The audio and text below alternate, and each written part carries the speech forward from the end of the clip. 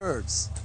It is a sword that kills, by Buddha. So obviously we all have our little issues with doubts, and a lot of great geniuses had doubts, and unfortunately some of them even went down the deep end and committed suicide.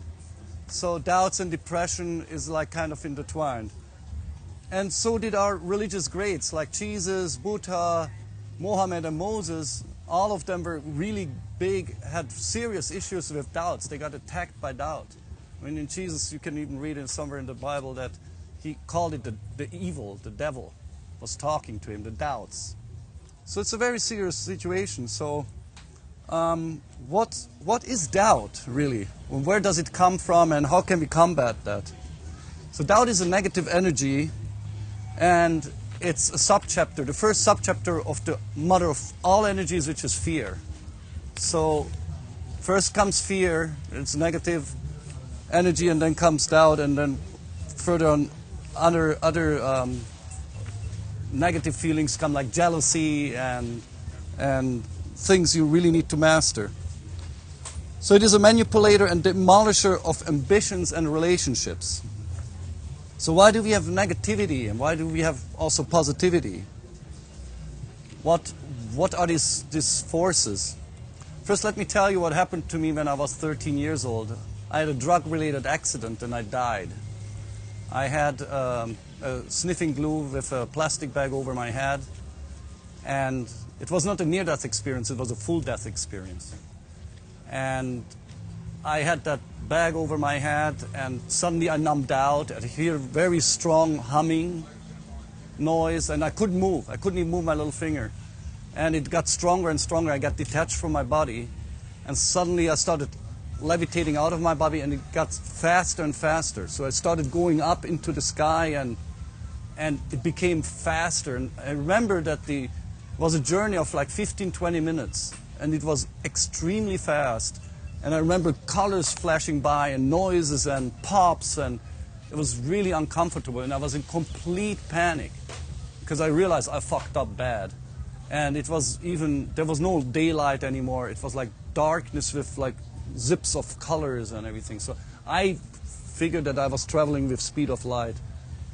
And in 15-20 minutes I arrived at the plane, which was horizontally endless, but it was something like a plane where you kind of stepped on, but I mean, obviously I didn't have my body.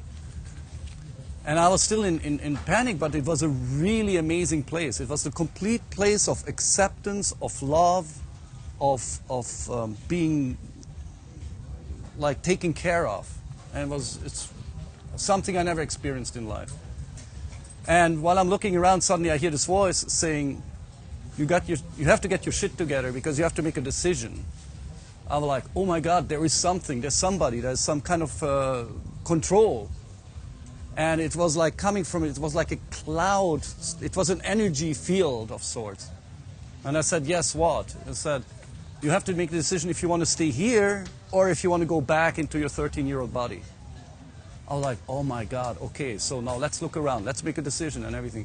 So I was like going back and forth. I loved this place, I really wanted to be there, I really never wanted to leave that place, but I had a 13-year-old body, which took a lot of energy and a lot of growing up and a lot of putting things together. And I suddenly thought, like, you know what, this body, it's only 13 years old. I still have a whole lifetime ahead of me, and I will come back here eventually anyhow. So that was like, okay, I made up my mind. And then I share it with that force, the matrix I like to call it. And he said, are you really sure about your decision? So it like double-checked with me. I said, yes, I'm really sure because of this and that 13-year-old, and I'm going to be back here with you eventually. And then it was like, had a humor and said, you know what, that was a really good decision. I would have picked the same. I was like, oh my God, I can't believe it. It's like, there is not only something out there, but it even gave me a compliment and had a humor. I really wanted to negotiate with him to stay another few more minutes just to suck up that energy. No fucking mercy. Right back. It was like a water slide, you know, those water parks. Fell straight back into it. And the same 15-20 minutes of journey. Really annoying journey, but it was. But I remember I had a smile on my face. Coming up, I had a panic. on my face. But going back, I was like smiling. What bad can happen after you come back from death? I'm like, okay, so bring it on. So I'm coming down, and I see my body. I did it in a boat at the big lake with 9-foot tall reeds. You couldn't see anything around. That's why we did it.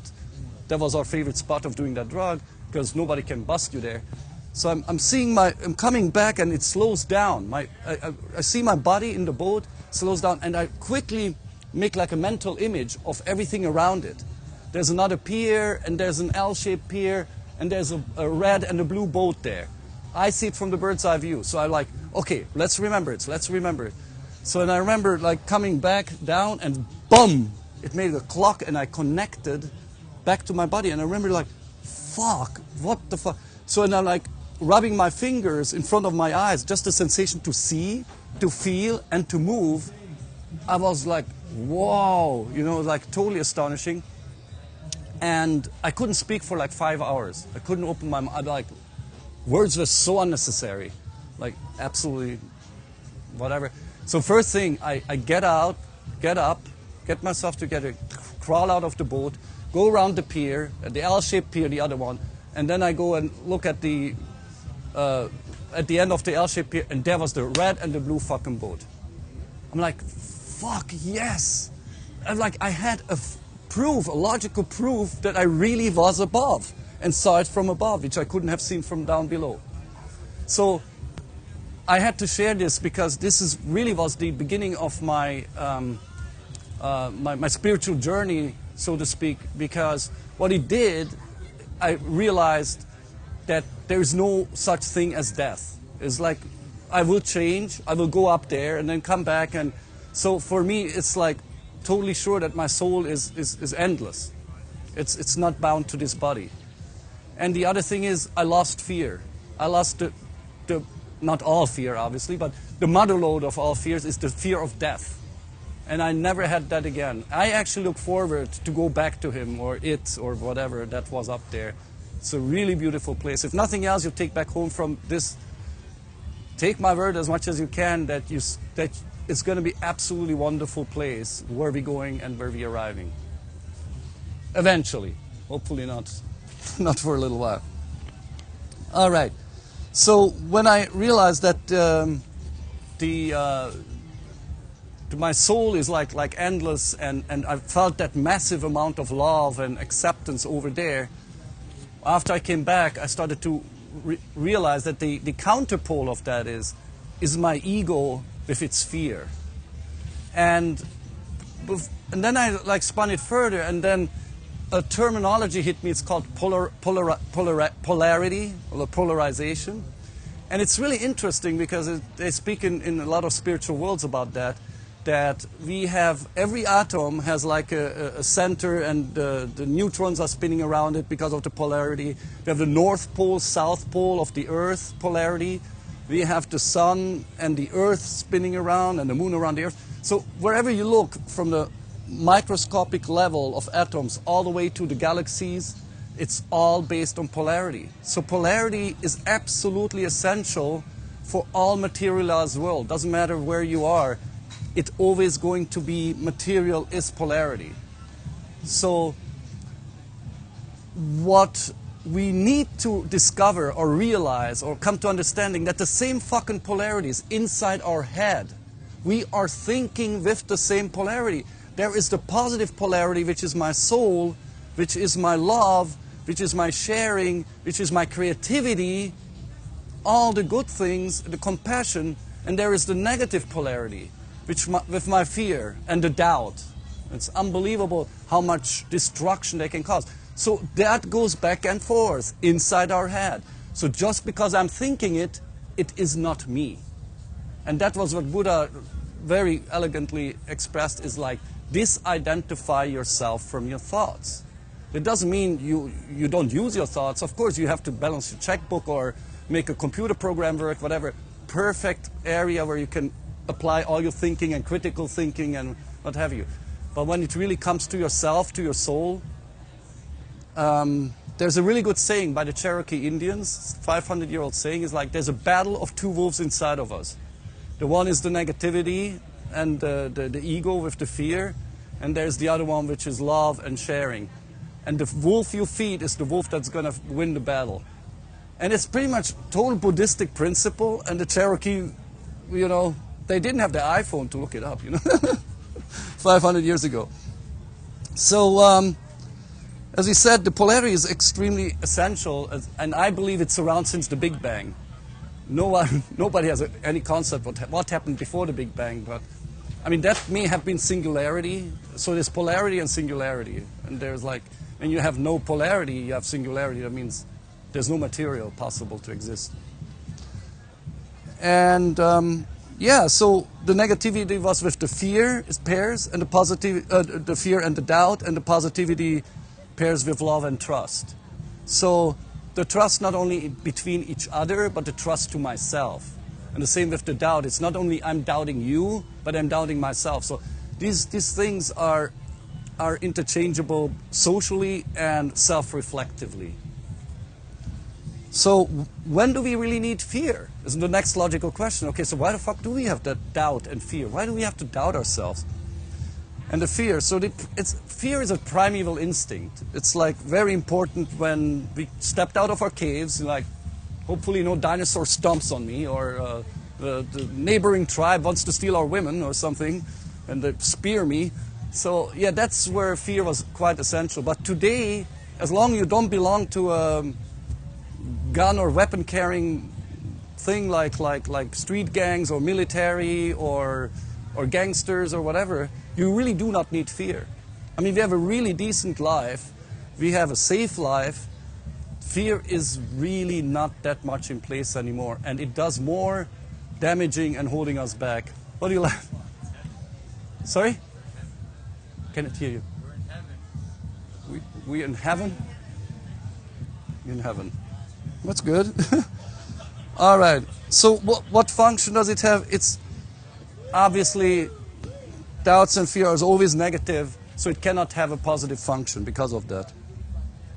The problem with doubts and fear is, what does it do?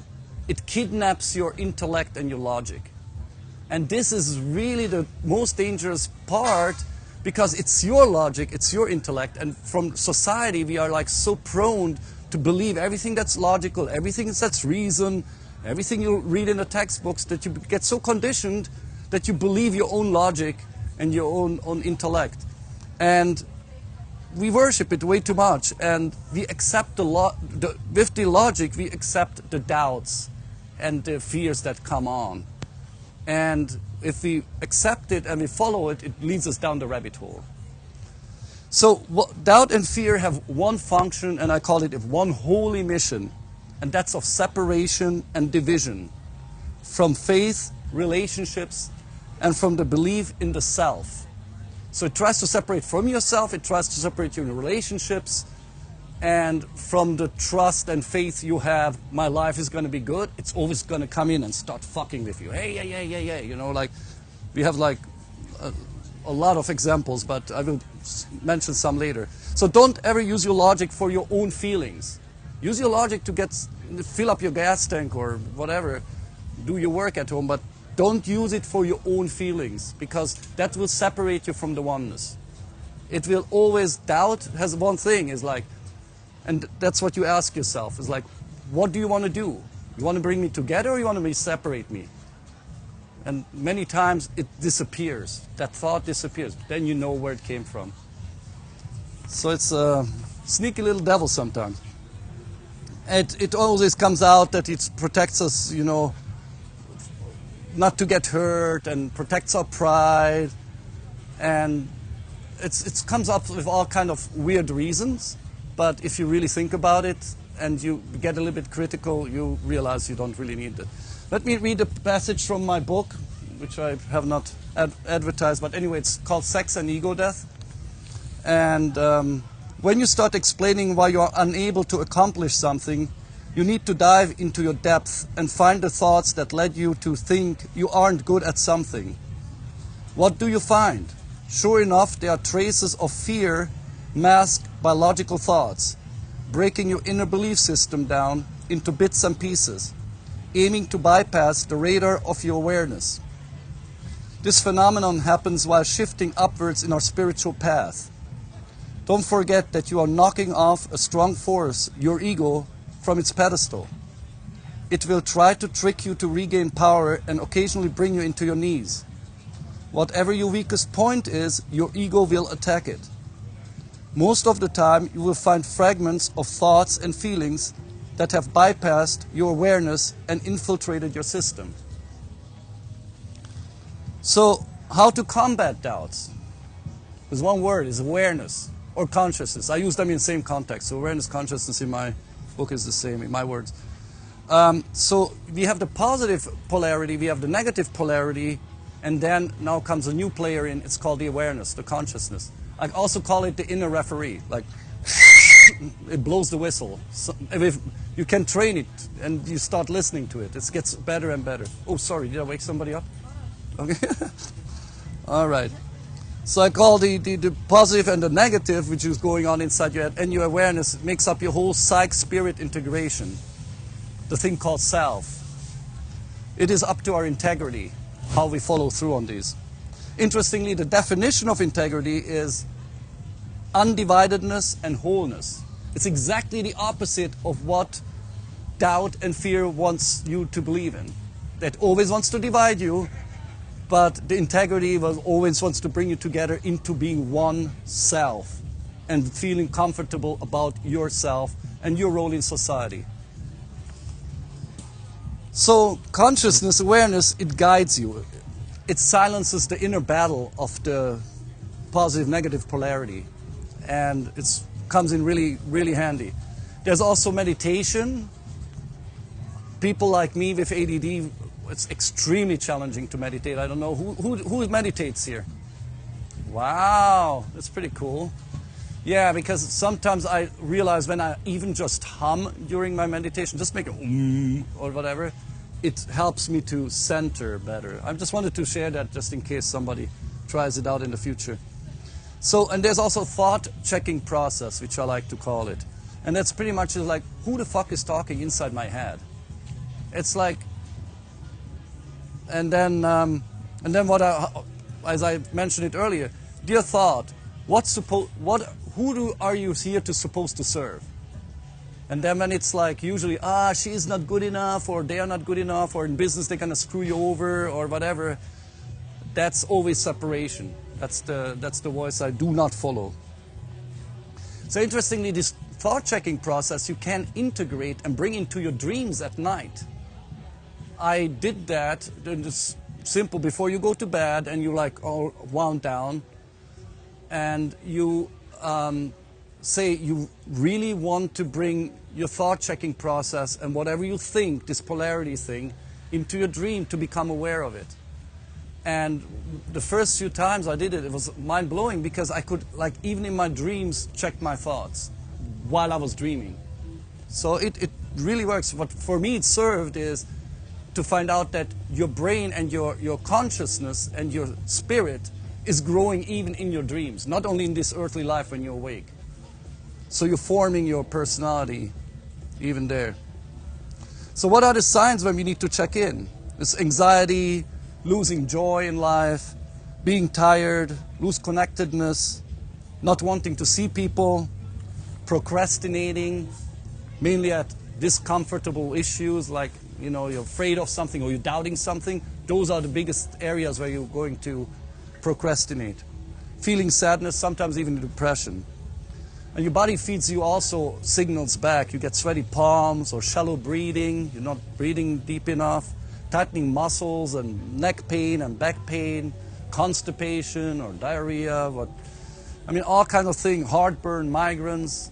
It's when you have those repeatedly, you really need to think is like, what is bothering me? There is something I need to address. And have the courage to at least think it through. Because all you really need to do is like turn on the awareness, the radar, the guidance of awareness. There's also some other areas. People like to escape into other realities like sleeping too much or smoking pot multiple times daily or drinking or going to less stressful places where you don't have to make a decision and you don't have the responsibility for not making a decision. So But when you become aware of that, when you master the doubts, then you get suddenly this sudden urge of confidence. And suddenly when you have confidence, you start doing things with joyfully, in a timely fashion. And what does that translate into? Success. You're suddenly much more liked by people. Wow, that person is reliable, that person likes his shit. You know, you like also people who are like that. So the other thing is like try to surround yourself more consciously with people who are doers than, yeah. All right, when was the time you doubted yourself the most and how did you overcome it? Let me point at you. Her face is so, yeah.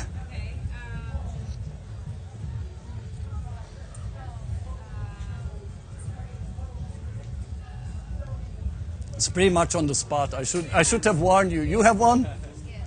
Or you have one? When I just became a mom for the first time, Wow. that was when I really doubted that I could be a mom. Wow, you doubted that you could be a good mom? Wow, that's a serious doubt. It's so counterproductive and so not serving anything. You know what I mean? But it can really destroy a lot. And wow, that's a good one, by the way. Just think about it. It's like, it's the instinct. So we are programmed to reproduce. And then doubting your role in reproduction, that's heavy stuff. Anyway, by the way, tomorrow I'm holding a workshop about sex and ego death. Whoever comes, there's going to be overlapping things like my death and the polarization in the head. So I'm going to repeat that, but we're going to go a little bit more into the sexual arena because a lot of people have like doubts about sharing themselves with their partners or sharing their sexual fantasies or sharing their sexual inspirations or practicing or trying out something new. And this is where we're going to open up and people speak openly about it. And it's really good. Those workshops we had Burning Man are highly attended and they enjoy it. It's this perfect crowd, you know. I mean, couldn't do it in a church gathering somewhere in Orange County. Sorry, I shouldn't have. Anybody from OC? Where were you living when you did the glue thing? In Hungary. Really? Hungary, yeah. Cool. Yeah, because, yeah. I have a lot of, and I will read, if you have enough time in the end, I will read you some of the chapter titles of my book, because I had several very serious experiences in my life, which is totally okay. I like said, bring it on, but, okay. Spiritual development, okay. While we're in the spiritual development, sorry, I have to get back. I have ADD, so I have to like, spiritual development, we all experienced it. Obviously, we are sitting here at Lucidity and everything, that when we start our spiritual development, we experience euphoria. Like, we really feel like, oh, I'm developing, and you feel so happy. And unfortunately, there are also setbacks. And the setbacks can get harder as more you develop. So the ego always will try to throw in some doubts into your way and knock you a little bit off and try to imply that, oh, you see, all your spiritual crap, like kumbaya, go and, you know, stop that thing. But you have to see it as a graduation test. I like to call it a graduation test. So you get over it and be really nice to yourself. Treat yourself. If you get over those doubts and these setbacks, treat yourself. Go out to gourmet dinner or get laid or go and visit a friend in another city or buy yourself a nice dress. And like a kid. Treat yourself like a 5-year-old kid. Be really kind to that poor little thing because it really wants to pick up things, you know. So don't be harsh on yourself. Loud mirror compliments. It's very important. So when you walk by a mirror and you overcame something, look into your eyes with both eyes. Take those 3, 4, 5 seconds that you connect and then give yourself a nice compliment. And mean it. And then you feel, wow, you get like almost goosebumps when that really clicks. It's awesome. I have a saying called, be smart, think less. Especially when it's about yourself, don't think. Don't think. All right. Intuition is another nice little word comes in here. It's, it's what is intuition? I define it as you follow something that resonates with your inner truth. What does that mean? It has no logic. It has no reasoning. It's just something you go out. You see how people always say intuition and they point to their stomach and not to their head? It's like because it resonates down here. You have 8 times higher energy fields around your solar plexus than in your brain. So that's just a processor, like a little microcomputer, but the real things happening is here somewhere. All right. However, when we follow intuition, there's one thing we really need, is courage. Because there's always comes the logic saying, you cannot just go by feelings, you cannot just go by what something resonates. And yes, you can. Yes, you can. Many successful people will tell you the best decisions they're made by intuition, not by head. So trust your courage, trust your intuition, use your courage, and when it's about you, when it's about your love relationships, when it's about how am I coming across to others at the workplace or family or whatever, I'm talking about yourself, obviously, not about solving other... there's like, courage, trust the flow of life and let go of control. The control is that's not a way how doubt and logic comes in. We need to control. It has to be mapped out. It has to be all known how it's going to pan out. There's a good joke is, want to make God laugh? Tell him that you have your own plans. All right. So what do you think, what good, anybody has an idea what good is logic good for our spiritual development? I mean, how can we use logic in this kind of field? Anybody? I'm just curious. Logically decided to come here to this class. Logically decided to come here. Good answer. But that is more a little bit of discipline. And discipline is a really good thing, and it's not because somebody else. I hate discipline from outside, but I love it discipline for myself. So discipline and logic. Yeah, but it's good because you are a seeker. We're all seekers. That's why we are here. And it really helps to develop. So doubt-filled logic attacks faith in spiritual development. So we had that before. Logic will always, and doubt will try to tell you sometimes, especially when you have like a disappointment, that you see that all doesn't work. But remember, it ain't over until the fat lady sings. And I looked up the definition on Google, and it says, don't presume the outcome of an ongoing process. And the ongoing process is your life. You don't know where you're going to end up. You don't know what things, twists and turns you're going through. I mean, I doubted my own role all my life. I had ADD, I had serious physical abuse. I've been beaten thousands of times, over 1,000 times as a child. I was in emergency rooms, I was bleeding. I was in 3 boarding schools. I'm transgender since pretty much before my sexuality set in. I think I was 5 years old. I said, I want to bear children. I want to get them out of my womb. No such thing. You know what I mean? Like, there's a lot of, I'm dyslexic. I cannot memorize things. I cannot, whatever. We all could have a list of why we are victims. But you know what? Fuck it. We just move on. All right, so let me see. There's another little passage from the book. It says, pause for a moment and try to provoke your ego and become aware of it by thinking. What on earth are negative thoughts good for? This is usually the moment where your ego jumps in, exposing itself with its job justification logic. You need to prepare yourself for the future. The future is not always bright or safe. You need plan B when things start failing. You need to keep a healthy dose of self-criticism. After all, you can't always stay this lucky.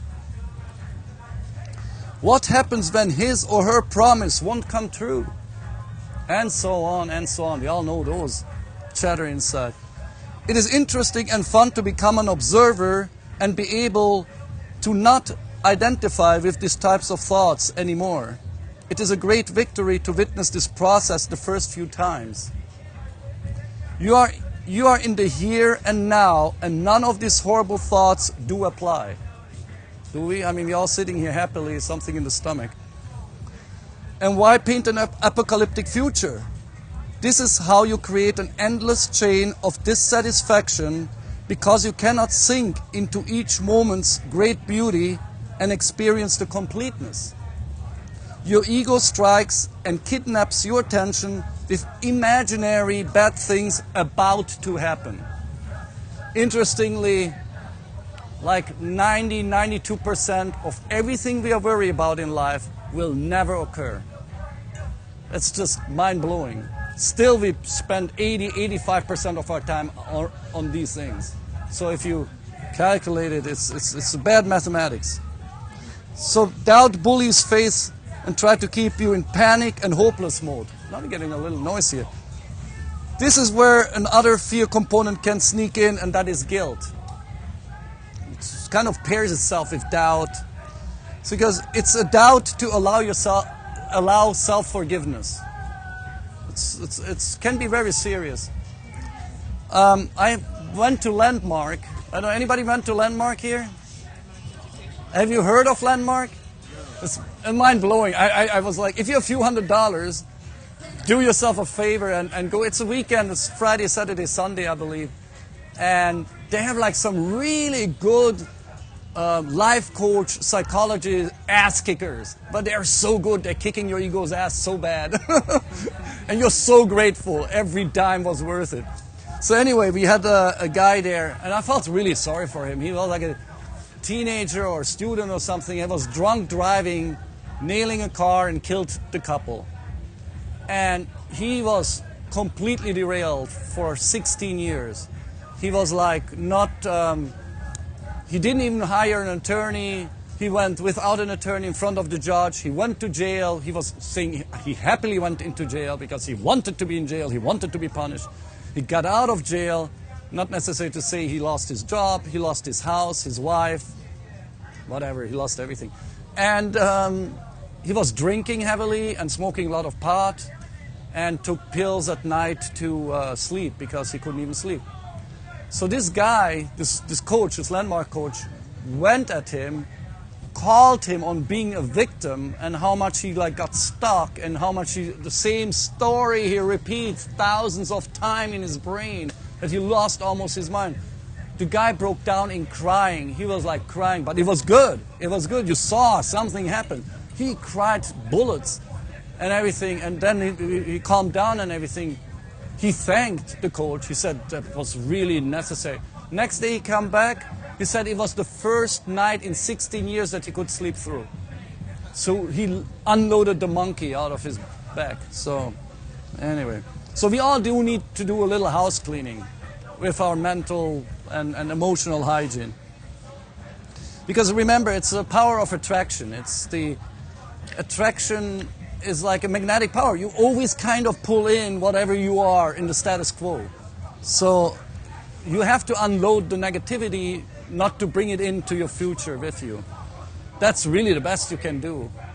And not worrying, because worrying not going to get you anything. That actually attracts the reasons why you worry, what you worry about. So conquer doubts and reject logic as much as you can. Because only in the now can I decide how I feel. You cannot decide how you felt last week. You cannot decide how you felt a year ago. And you do not know how you're going to feel in a year from now. But you know how you feel right now. And whatever it is, I decide. I'm the captain of my spaceship here, and I'm saying, you know what, I feel good. And turn that around. The nothing in the future needs negativity, which I'm dreaming up or come up with here. You know, it doesn't need my... the doubts and the fear in our head, it's not me. They're part of the polarization, and the universe and material needs polarization. Yes, I can have it in my head, but it is not me. So I step back and watch the monkey circus. So if the now is so positive, why would we have to worry about the future nows? The good thing is about when you become aware of the moment, that means the doubts and the fear vanish, they disappear, because you are aware of the current moment, the fear cannot attach itself to it. That means that your moment becomes joyful because you let go of the negativity. No victim role. Take charge and disidentify. And my favorite point is everything is relative and it has a reason to exist. If you really think about it, that's a really small sentence, means so much, is whatever happens to you in life, it's not only relative, but it must be there. And with that, I mean, like, how often do we think, oh, fuck it, man, that panned out so fucked up, and oh my God, it's all so bad, and devastated, and then later on, it's not even that bad. And I'll tell you an experience I had. I used to work in the music industry, and I didn't land a job. And it was like a medium-sized company with a normal salary. And I had a person in the HR department, and I had somebody working there as an executive. And I was, sure enough, I get it, Mr. Hot Shit. No, I didn't. So I was like, I even cried that night when I found out that they didn't take me. And then it was 95, so then I turned around, like next day I started searching frantically on the internet. I said, fuck it, I don't let that happen. I started looking everywhere, and I found a job offer from a bigger company with a bigger salary in a better position. And I applied to it, and I got the fucking job. I'm like, lucky me, I didn't get the other job. I would have never found this job. You know what I mean? It's like, how quickly, with time, relative, so everything is relative, things that you deem as being bad, they relatively become good. And that reminds me of a good quote from Dalai Lama, which says, remember, not getting what you want is sometimes a wonderful stroke of luck. And it's so true, just remember that every time. Because I mean, how many were heartbroken, a boyfriend or girlfriend left them? I mean, how many times? And it's so fucking devastating. And then, like, a few months later, somebody else comes around who appreciates us much better. The sex is much better. They look better. Whatever. Everything is better. Like, oh, good that I was left because now I'm open. You know what I mean? It's all relative. You raising your hands? Any questions? No? Okay. All right. So, I will doubt chapter. Oh, yeah. So, I have to bribe you a little bit. And that is, I have a Facebook page called Sex and Ego Death, and I need likes. My publisher says I need much more likes. So the chapters of the book is like meeting God, we had that before. Meeting my soulmate, that was extremely trippy. I had prophetic dreams, reoccurring dreams about an angel. I was talking really deeply and connected on a really deep level. And a few months later, she showed up in my life. But even the circumstance how she showed up, I was overdressed, making fun at a party, all in tuxedo and all looking dashing. And she came with a bridal gown, also overdressed, making fun of them. And we were like, and it was her. It was the angel I was talking to in my dreams. It was exactly her face. And she just made that face like, I know you too, when she was coming. I'm like, oh my God. I was like, anyway, my life completely changed. Meeting the universe, also very nice. I had the honor, I was almost killed at bright daytime. People wanted to knife me down in Hungary. Gypsies, happens. And that night I decided to celebrate life, and I took an overdose of acid. And fortunately it was a really good quality, and I had an amazing insight into the universe, into the fabrics and the layers and everything, and I'm writing about that. How do religion and reincarnation impact our sexuality? That's a really interesting thing that we don't even realize how much shame and doubt we integrate into our system, and how intuition and courage influence our sexuality. We actually can intensify our orgasm. We can train it. It's almost like a muscle. We can go into that. Tomorrow I will talk about that, sex and ego death. How to reclaim passion in sex. I mean, it's very often that we are in a relationship and it's so exciting at the beginning, the sex, because it's like new and it's like we don't know the other person. And after a while, within half a year to 2 years, it gets really boring. It's like always the same. You know, it's like how many licky, licky, sucky, sucky, fucky, fucky can we do? Always in the same bed, in the same position, orgasm. How creativity, allowing yourself to be creative, how that can influence when you have like a team of two, how you can like push the envelope of creativity and bring that into your bedroom. How does judging damage your development, your spiritual development, obviously? It's unbelievable that, I mean, I came from a very judgmental parents' background and I had it in me. It took long to like get it out. Shame and praise, truth and lies, communication, boredom and sex. There we have it again. It's like being creative in sex has a lot to do with communication, with honest communication. And what is the worst, what hinders that, is doubt. Doubt and shame, you know, and tomorrow I will speak about it, that all the sexual fantasies of women can be counted on one hand and the one of men being counted on one hand. And when we talk about it, suddenly people are, oh my God, I thought I'm so weird because I thought I'm alone with this kind of, you know, fantasies. It's not. It's very common. And it's like 95% of people fall under these two, I mean, under these five group of fantasies. There's nothing weird about it.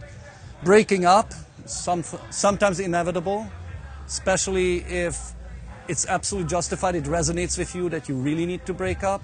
Because the only reason why you do not break up is because you're doubting and the finances and separating the household or whatever that is, all these little voices.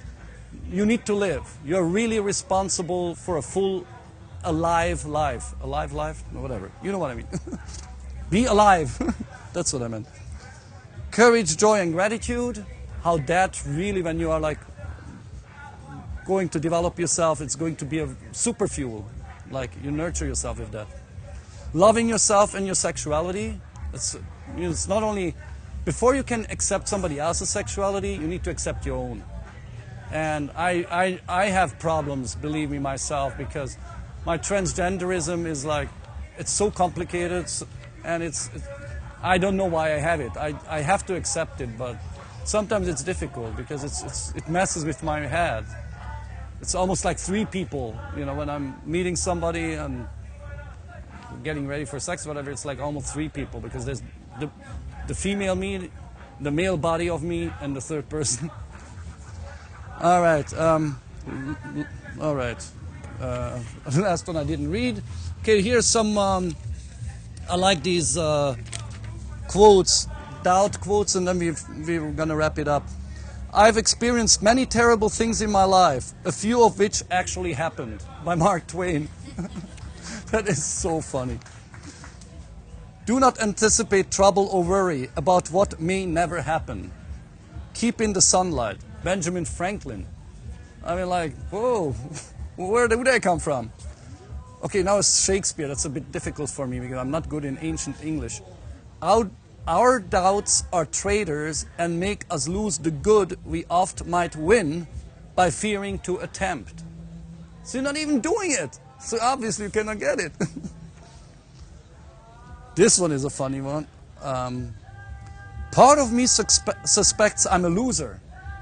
And the other part of me thinks I'm God Almighty. Where do you think that comes from? John Lennon. Love and doubt have never been on speaking terms. Khalil Gibran.